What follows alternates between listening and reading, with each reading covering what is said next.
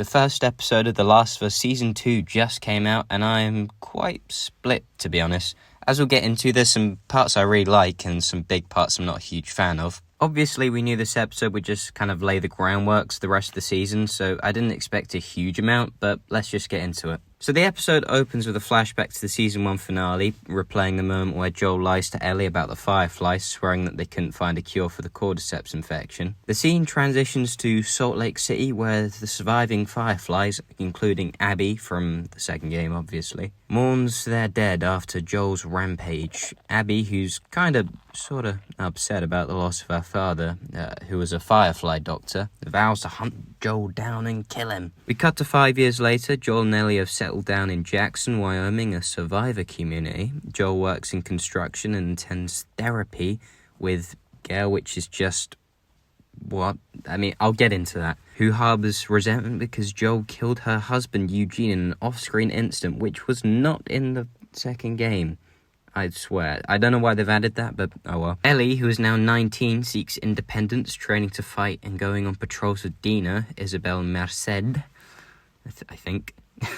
Her mate, but as seen in the game, they're going to be something more. Ooh, spicy. However, Joel and Ellie's relationship is strained. They barely interact, and Ellie's distrust from Joel's lie lingers. Whilst out on patrol, Ellie encounters a stalker, a new type of intelligent infected.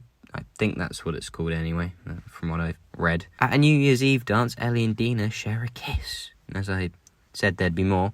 But a homophobic resident, Seth, confronts them, prompting Joel to knock his lights out, which was quite nice to see. As the episode draws to a close, there is a hint of danger when a sparkler reveals cordyceps growing through a cracked pipe beneath Jackson. Or was it a log? I don't know. It was something. All you need to know is there was cordyceps growing. Alright, guys. Which kind of suggests a potential outbreak, which also wasn't in the second game. And then we end with a shot of Abby and her gang hunting down Joel. So we have some new characters introduced to us, and for the large part, I'm a really big fan, actually. I think Jesse's cool. I really liked him in the game, and I think his actor's doing him justice. He looks really good. Not in that way. And I'm getting the same sort of vibe of him in the game as in the show, which I think is key. Dina is by far the best character introduced, and Isabella Merced, I think that's right.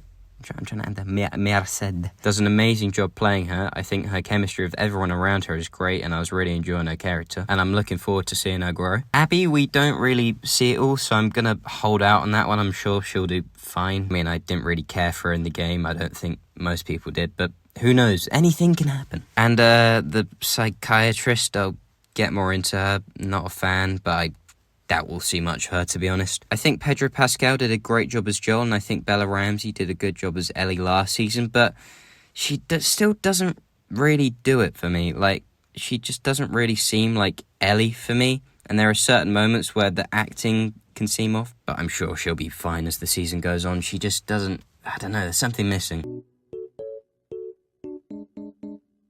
Now, obviously the plotline's going to follow the game, which was a bit controversial in itself, as fans were pretty split. Some didn't like it, some loved it. I can't really tell what I thought, to be honest. Now, this is just laying the groundwork, so I didn't expect anything groundbreaking.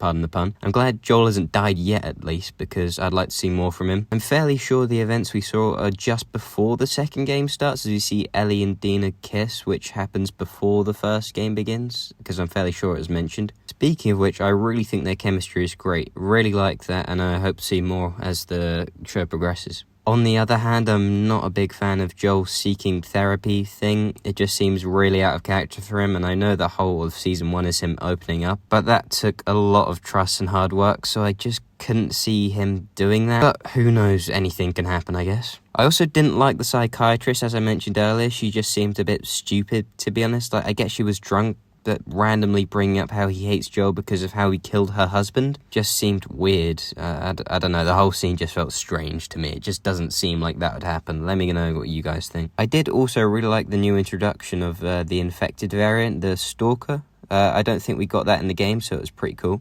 Anyway, that's just about my review of the new season of Last of Us, the first episode anyway. I wasn't expecting much from the first episode. It wasn't incredible, but it wasn't bad either. I think it sets it up nicely. So, let me know what you guys think, and thanks for watching. Make sure to subscribe for new episode thingy reviews. If you like this, let me know. Thanks for watching.